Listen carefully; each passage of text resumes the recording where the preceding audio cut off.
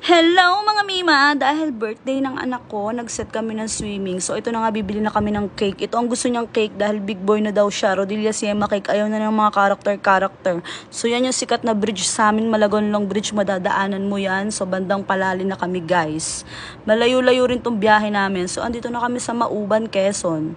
Ayan, medyo malayo pa rin guys. Kahit nandito na kami sa Mauban kasi dulo pa to, papasok pa to guys. So pag ahon mo rito sa may Quezon Power Plant, ayan, malapit-lapit ka na.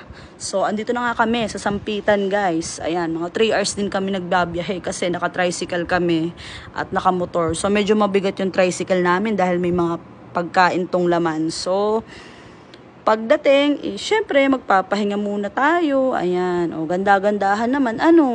Ayan, so nagre-ready na sila, nagkakabit na ng mga duyan, naglalabas na ng mga pagkain na dapat lutuin. Syempre, gutom na ang mga person, 3 oras ka ba naman nagbabiyahe. So, pag nakita mo naman tong place na to, marerelax ka naman agad syempre. Ayan, kitang-kita naman. So, ito na si Chef Dobal, nagluluto na siya ng mga menu niya, ihaw-ihaw. Syempre, yan ang masarap dito sa dagat, mga inihaw talaga. So, ako naman, bisi-bisihan, naglagay-lagay lang ako ng happy birthday dahil ito na nga. Ayun na nga, malapit na itong maluto guys, pero bago kumain, syempre magpipicture ako para hindi malaki yung tiyan ko sa picture. Ayan na nga, kumain na nga ako, syempre nakakuha na ako ng mga gandang picture ko. Pagkatapos kumain naman ay nagtampisaw na yung mag-aama ko dito sa dagat. Alas 11 ng umaga kami umalis guys at dumating kami ng mga 2:30. So overnight kami dito. 3 PM to 12 noon ang overnight nila dito at yung cottage na nirentahan namin 1,000 at nagtayo lang kami ng tent sa gilid. Ito na nga umaga na, sunrise na guys. Ang sarap pagmasan habang nagkakape. So ito, hinabol ko yung anak ko, sabi ko picture, tinakbuhan lang ako guys. Napaka mahiyain. Sorry na nga, nag-almusal na nga kami. At syempre magiinuman na naman daw. Ayun na nga, nagtimpla na nga ng Milo na may kopi ko black na may gin. Anong lasa nun? Syempre ako hindi ko inumin, baka sumakit yung tiyan ko, tamang chismis lang ang person. Humiga muna ako sa duyan guys dahil sobrang init. Ayan, double duyan habang pinapanood yung mga anak namin dyan na naglalangoy. Naglalangoy at nagtatampisaw sa dagat. Bumili rin kami ng taho dito kay tatay.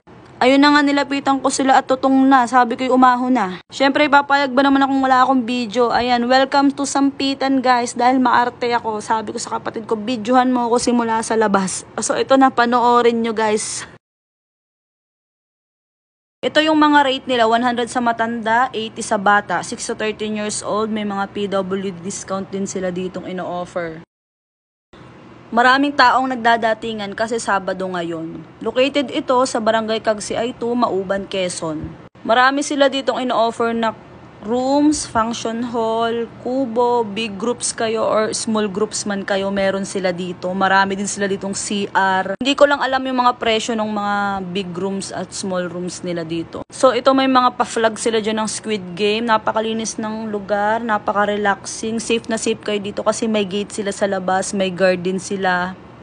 Sulit na sulit yung ibabayad nyo. Tsaka free parking na rin sila dito. Ayan, marami kami nakasabay na tayabasin dito. Napakabait guys ng mga staff dito at pinapanatili nila yung kalinisan ng paligid.